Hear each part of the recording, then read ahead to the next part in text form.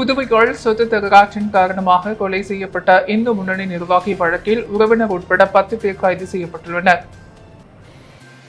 புதுச்சேரி எல்லைப்பிள்ளைச்சாவடி சித்தானந்தா நகரை சேர்ந்தவர் துரை, வயது 48, இந்து முன்னணி நகர செயற்குழு உறுப்பினர். இவர் கடற்கரை ஏரி அருகே மணல் ஜல்லி விற்பனை செய்யும் தொழில் செய்து வந்தார். இவருக்கு ரேகா என்ற மனைவி, 2 மகன்கள், 1 மகள் உள்ளனர். துரை தனது வீட்டில் நடந்து வரும் கட்டுமான பணிக்காக நேற்று முன்தினம் தனது விற்பனை நிலையத்திலிருந்து மணலை ஏற்றிக் கொண்டிருந்த பொழுது அங்கு வந்த கும்பல் அவரை சராமரியாக வெட்டி கொலை செய்ததா. இது குறித்து ரெட்டியார்பாளையம் போலீசார் வழக்கு பதிந்து விசாரணை நடத்தினர். அதில் கொலை செய்யப்பட்ட துரையின் மனைவியான ரேகாவின் தாய் செல்வி இறந்துவிட்ட நிலையில் அவரது தந்தை திரு வெங்கடம் 2வது சித்ரா என்பவரை திருமணம் செய்துள்ளார்.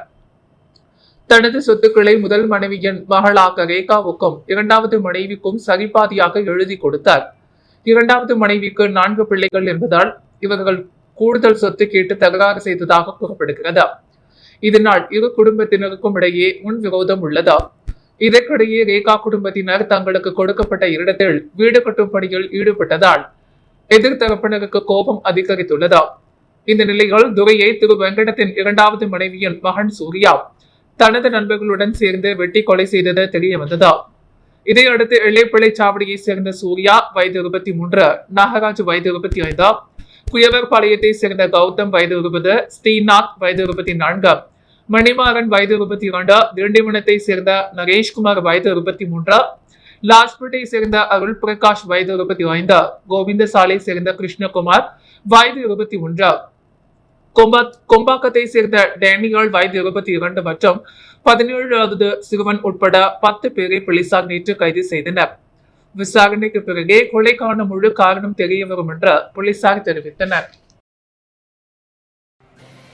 தீபாவளி பண்டிகையை முன்னிட்டு தற்காலிக பட்டாசு சில்லறை விற்பனை கடை வைக்க விருப்பம் உள்ளவர்கள் அதற்கான விண்ணப்பங்களை தற்காலிக பட்டாசு கடை என்ற இணையதள இணைப்பில் பெற்றுக் கொள்ளலாம் என மாவட்ட ஆட்சியர் குலோத்துங்கன் தெரிவித்துள்ளார். புதுச்சேரி மாவட்ட ஆட்சித்துறை நடுவர் குலோத்துங்கன் வெளியிட்டுள்ள செய்திக்குறிப்பில் கூறியிருப்பதாவது, எதிர்வரும் 2025 தீபாவளி பண்டிகையை முன்னிட்டு புதுச்சேரி பகுதிகளில் தற்காலிக பட்டாசு சில்லறை விற்பனை கடை வைக்க விரும்புபவர்களின் கவனத்திற்கு தற்காலிக பட்டாசு சில்லறை விற்பனை கடை வைக்க விருப்பம் உள்ளவர்கள் அதற்கான விண்ணப்பங்களை https://swalcollector.py.government.in என்ற இணையதள முகவரியால் தற்காலிக பட்டாசு சில்லறை விற்பனை கடை வைக்க விருப்பம் உள்ளவர்கள் அதற்கான விண்ணப்பங்களை https://swalcollector.py.government.in என்ற இணையதள முகவரிகள் தற்காலிக பட்டாசு கடை விண்ணப்பம் என்ற இணைப்பில் 2024/7/2025 இன்று முதல் 21/8/2025 தேதிக்குள் விண்ணப்பிக்குமாறு கேட்டுக் கொள்ளப்படுகிறார்கள். மேற்கூறிய தேதிக்குள் பெறப்பட்ட விண்ணப்பங்கள் மட்டுமே 2025 தீபாவளி பட்டாசுக்கு உரிமத்திற்கான பரிசீலனைக்கு ஏற்றுக்கொள்ளப்படும். மேலும் எக்காரணத்தை கொண்டும் தேதி நீட்டிக்கப்படாது என்று தெரிவிக்கப்பட்டிருக்கிறது. விண்ணப்பிக்கும் போது கட்டாயம் பதிவேற்றம் செய்யப்பட வேண்டிய ஆவணங்கள் கீழ் வருமாறு: பட்டாசு விற்பனை செய்ய போகும் இடத்தின் வரைபடத்தில் கடைகள் பட்டாசு வைத்துக் கொள்ளும் அளவு, கடைக்கு செல்வதற்குரிய வழி, சுற்றியுள்ள சாலைகள், கடையை சுற்றி 15 மீட்டர் சுற்றளவு உள்ள பிற கடைகள் பற்றியும் குறிப்பிட வேண்டும். இடத்தின் உரிமை தொடர்பான பத்திரங்கள், வாடகை இடமா கடையா இருப்பின் வாடகை பத்திரம், பட்டாசு கடை வைக்க உரிமையாளர்களின் ஆட்சேபனை இல்லை என்ற நோட்டரி பத்திரம் மற்றும் மின் கட்டண ரசீது, தண்ணீர் கட்டண ரசீது, முகவரி மற்றும் அடையாள சான்றுகள் ஆகிய ஆவணங்களை கட்டாயம் விண்ணப்பத்துடன் பதிவேற்றம் செய்ய வேண்டும்.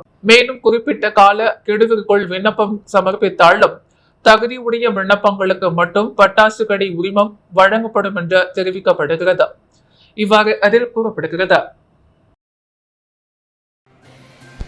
ஆடி அமாவாசை முன்னிட்டு புதுச்சேரி கடற்கரைகள் திதி தர்ப்பணம் கொடுத்த முன்னோர்களை வணங்கிய பொதுமக்கள் தீர்த்தவாரிக்கு எழுந்தருளிய உற்சவ மூர்த்திகளையும் வணங்கி சென்றனர்.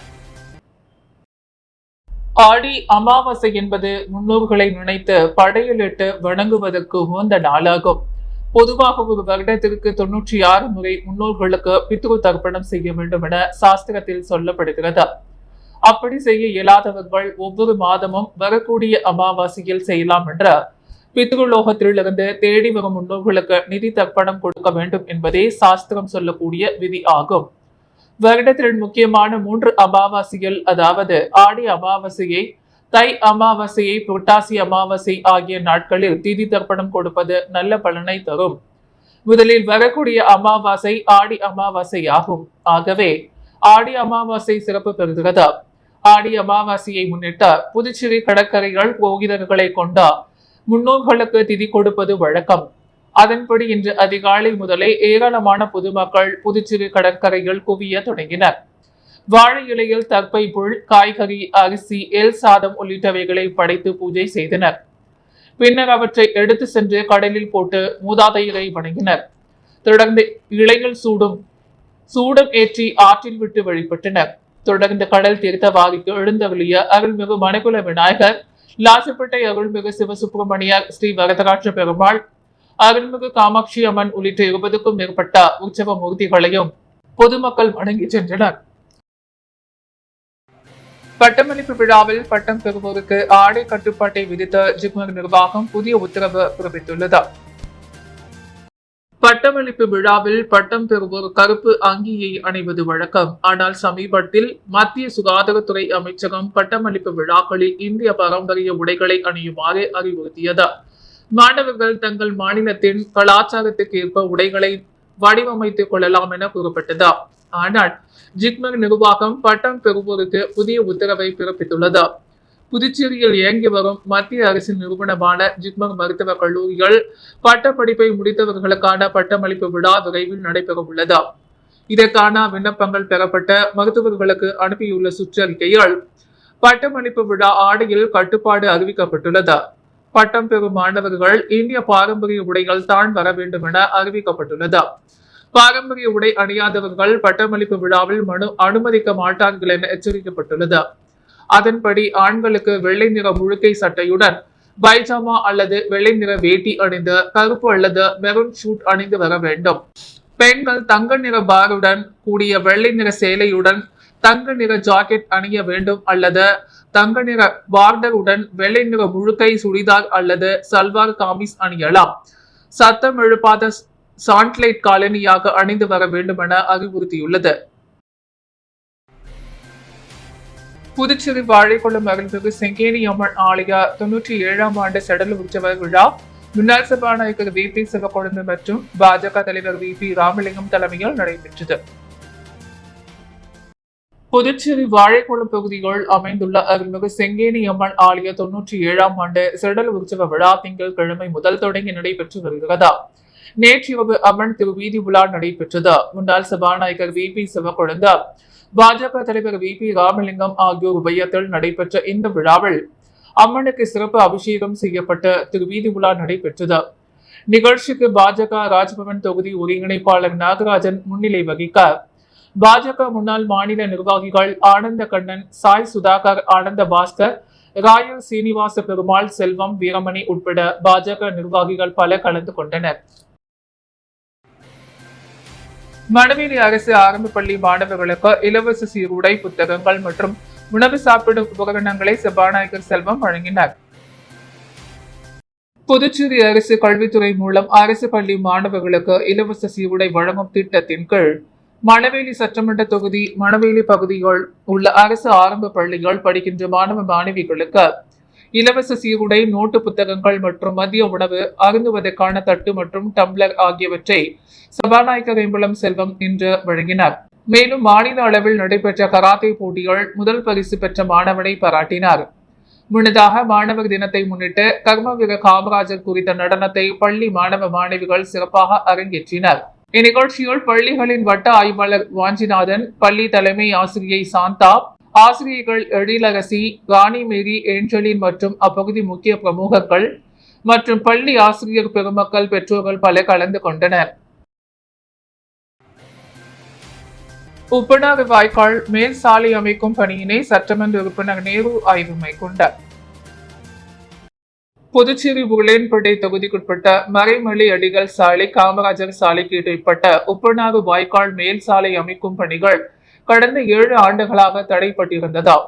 சென்ற முறை சட்டமன்ற உறுப்பினராக இருந்தவர் இதற்கான எந்த ஒரு முயற்சியும் மேற்கொள்ளாத நிலையில் உருளையன்பேட்டை தொகுதி சட்டமன்ற உறுப்பினரும் புதுச்சேரி மனிதநேய மக்கள் சேவை இயக்க நிறுவன தலைவருமான நேரு என்கிற குப்புசாமியின் தொடர் முயற்சியின் காரணமாக பணிகள் தற்போது முழு வீச்சில் நடைபெற்று வருகிறதா? பணிகளை உருளையன்பேட்டை தொகுதி சட்டமன்ற உறுப்பினரும் புதுச்சேரி மனிதநேய மக்கள் சேவை இயக்க நிறுவன தலைவருமான நேரு என்ற பணிகள் நடைபெற்று வரும் பகுதியை நேரில் ஆய்வு மேற்கொண்டார். மிக நீண்ட முயற்சியில் கடினப்பட்டு துவங்கப்பட்ட பணிகளை விரைந்து முடித்த உப்பனாறு வாய்க்காலை சுற்றியுள்ள பகுதிகளில் மழை காலங்களில் மழைநீர் தேங்காதவாறு விரைந்து முடிக்க நடவடிக்கை எடுக்குமாறு அதிகாரிகளை கேட்டுக்கொண்டார். ஆய்வின் போது புதுச்சேரி பொதுப்பணித்துறை கட்டிடங்கள் மற்றும் சாலைகள் மத்திய பிரிவு செயற்பொறியாளர் சீனிவாசன், நீர்ப்பாசன கோட்ட செயற்பொறியாளர் ராதாகிருஷ்ணன் மற்றும் பொதுப்பணித்துறை அதிகாரிகளும் ஊழியர்களும் உடன் இருந்தனர். மேலும் உருளையன்பேட்டை தொகுதியை சேர்ந்த மனிதநேய மக்கள் சேவை இயக்க பிரமுகர்கள் கலந்து கொண்டனர். வெளிநாட்டு பெண் மருத்துவர் என கூறி பேஸ்புக் மூலம் பழகி புதுச்சேரி நபரிடம் 80 லட்சம் ரூபாய் மோசடி செய்த பெண் குறித்த சைபர் கிரைம் போலீசார் விசாரணை நடத்தி வருகின்றனர். புதுச்சேரி ஏம்பலம் பகுதியை சேர்ந்த ஆண் நண்பரிடம் SBI credit card rewards point களை திரும்ப பெறுதல் செய்வதற்காக கூறி மர்ம நபர் SMS அனுப்பி கார்டு விவரம் OTP-யை பெற்று ரூபாய் 73,084 மோசடி செய்துவிட்டார். அதேபோல் அரியாங்குப்பத்தை சேர்ந்த ஆண் நண்பரிடம் கென்யா நாட்டுக்கு வேலை அனுப்புவதாகவும் அதற்காக செயல்முறை கட்டணம் என கூறியும் 33,750 மர்ம நபர் ஏமாற்றியுள்ளார். இதேபோல் புதுச்சேரி புதுக்குப்பத்தை சேர்ந்த ஆண் நண்பரிடம் வெளிநாட்டு டாக்டர் என கூறி பெண் ஒருவர் பேஸ்புக் மூலம் பழகியுள்ளார். அந்த நபர் இந்தியாவில் முதலீடு செய்ய விரும்புவதாக கூறி புதுக்குப்பம் நபரிடம் உதவியை கேட்டுள்ளார். மேலும் தனது கணவரின் கணக்கில் $3.50 லட்சம் இருப்பதாகவும் வரிகள், ரிசர்வ் வங்கி கட்டணம் என பல்வேறு கணக்குகளில் ரூபாய் 80 லட்சம் டெபாசிட் செய்யுமாறு கூறியுள்ளார். அதனை நம்பிய அவர் அந்த தொகையை அவர் கூறிய பல்வேறு வங்கி கணக்குகளுக்கு அனுப்பி வைத்துள்ளார். ஆனால் அந்த பெண்ணை தொடர்பு கொள்ள முடியவில்லை. அதன் பிறகே தான் ஏமாற்றப்பட்டது அவருக்கு தெரிய வந்தது. மேற்கண்ட சம்பவங்கள் குறித்து புகார்களின் பெயர்கள் புதுச்சேரி சைபர் கிரைம் போலீசார் விசாரணை நடத்தி வருகின்றனர். ஆடி அமாவாசையை முன்னிட்டு நடராசனார் அறக்கட்டளை சார்பாக பொதுமக்கள் 1000 நபர்களுக்கு அன்னதானம் வழங்கப்பட்டது. விளையனூர் ஏழை மாரியம்மன் ஆலயம் அருகே ஆடி அமாவாசையை முன்னிட்டு நடராசனார் அறக்கட்டளை சார்பாக அறக்கட்டளையின் நிறுவனரும் என்ஆர் காங்கிரஸ் பிரமுகருமான சரவணன் தலைமையில் சுமார் 1000க்கும் மேற்பட்ட நபர்களுக்கு அன்னதானம் வழங்கப்பட்டது.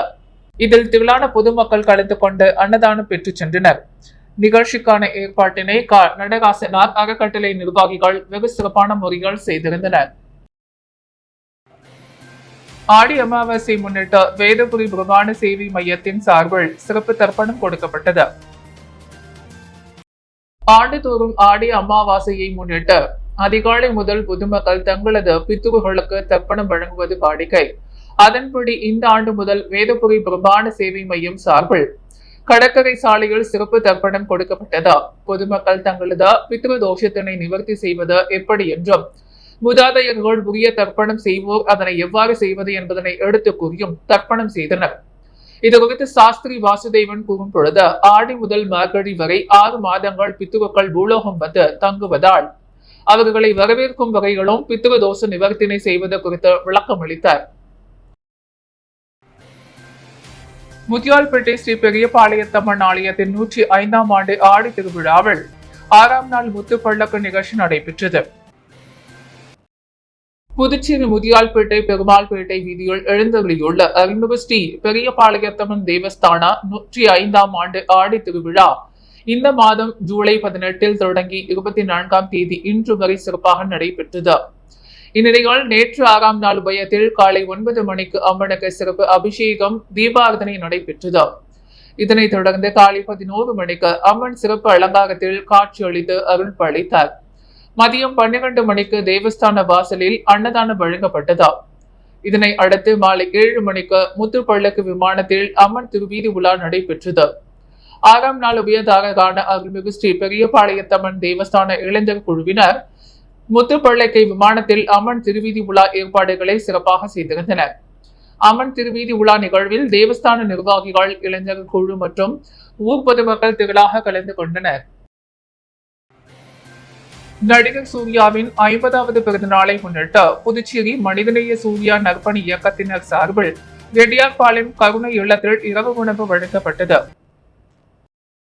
நடிகர் சூர்யாவின் 50வது பிறந்த நாளை முன்னிட்டு புதுச்சேரி மனிதநேய சூர்யா நற்பணி இயக்கத்தின் மாநில தலைவர் தட்சிணாமூர்த்தி, இளைஞர் அணியை சேர்ந்த பாலாஜி, அமிதாப் ஆகியோர்களின் ஆலோசனைப்படி மௌனம் பேசியதே நற்பணி இயக்கத்தின் தலைவர் கோட்டீஸ்வரன் தலைமையில் ரெட்டியார்பாளையம் கம்பன் நகரில் உள்ள மனநலம் பாதிக்கப்பட்ட கருணை இல்லத்தில் உள்ள மாணவர்களுக்கு இரவு உணவு வழங்கப்பட்டது. இதில் மௌனம் பேசியதே நற்பணி இயக்கத்தில் பயணிக்கும் சூர்யா ரசிகர்கள் சேஷாத்ரி, சசிகுமார், விஜயகுமார், பிரித்திவ்ராஜ், மணிகண்டன், விக்கி, இளவழகன் மற்றும் விளையனூர் தொகுதியை சேர்ந்த பூக்கடை ராஜேஷ், சூர்யா ரசிகர்கள் பேட்டரி எழில் ஷாலு, ராமச்சந்திரன் உட்பட பல கலந்து கொண்ட நடிகர் சூர்யாவின் பிறந்தநாளை கருணை இல்லத்தில் கேக் வெட்டி மற்றும் மனநலம் பாதிக்கப்பட்ட குழந்தைகளுக்கு இரவு உணவு வழங்கி வெகு சிறப்பான முறையில் கொண்டாடினர். பவழக்காரஞ்சாவடி அருள்மிகு ஸ்ரீ பால விநாயகர் ஸ்ரீ நகமுத்து மாரியம்மன் திருக்கோவிலில் ஆடி மாத பிரம்மோற்சவ விழாவில் திரளான பக்தர்கள் கலந்து கொண்டு சுவாமி தரிசனம் செய்தனர். புதுச்சேரி பவழக்காரஞ்சாவடி பகுதியில் அமைந்துள்ள அருள்மிகு ஸ்ரீ பால விநாயகர் ஸ்ரீ நகமுத்து மாரியம்மன் திருக்கோவிலில் ஆடி மாத பிரம்மோற்சவ விழா நடைபெற்று வருகிறது. திங்கட்கிழமை அன்று கொடியேற்றி காப்பு கட்டுதல் நிகழ்ச்சியும், செவ்வாய்க்கிழமை அன்று அம்மனுக்கு அபிஷேக ஆராதனையும், புதன்கிழமையான நேற்று நாகமுத்து மாரியம்மன் சன்னதியால் ஊரில் பொங்கலிட்டு வர்ணனை செய்த தீபாரதனை காண்பிக்கப்பட்டது. இதில் திரளான பொதுமக்கள் கலந்து கொண்டு அம்மனுக்கு பொங்கலிட்டு தங்களது வேண்டுதலை நிறைவேற்றி நேர்த்தி கடனை செலுத்தினர். தொடர்ந்து இரவு விநாயகர், முருகர், நாகமுத்து மாரியம்மன் ஆகிய சுவாமிகள் மின் அலங்காரத்துடன் திருவீதி உலா சிறப்பாக நடைபெற்றது. இதில் பக்தர்கள் திரளாக கலந்து கொண்டு சுவாமி தரிசனம் செய்தனர். நிகழ்ச்சிக்கான ஏற்பாட்டினை கௌரவ தலைவர் விஜய நேரு, தலைவர் சிவசண்முகம், துணைத் தலைவர்கள் கணேஷ் பிரபு, ரவி சங்கர், பொதுச் செயலாளர்கள் காமராஜ், ஆறுமுகம், செயலாளர்கள் தங்கதுரை, வெங்கட்ராமன், சங்கரலிங்கம், விஜய், ஆனந்த், பொருளாளர்கள் லோகநாதன், அருண்ராஜ், மதன், உறுப்பினர்கள் மோகன், ரவிச்சந்திரன், செல்வம் மற்றும் ஆலய நிர்வாகத்தினர் மற்றும் பவழநகர் ஊர் பொதுமக்கள் வெகு சிறப்பான முறையில் செய்து வருகின்றனர். புதுவையின் அன்றாட நிகழ்வுகளை காண பாண்டி ஹெட்லைன்ஸ் யூடியூப் சேனலை சப்ஸ்கிரைப் பண்ணுங்க. தொடர்ந்து எங்களுடன் இணைந்திருக்க பக்கத்தில் உள்ள பெல் பட்டனை பிரஸ் பண்ணுங்க. லைக் பண்ணுங்க, ஷேர் பண்ணுங்க. என்றும் உங்களுடன் பாண்டி ஹெட்லைன்ஸ்.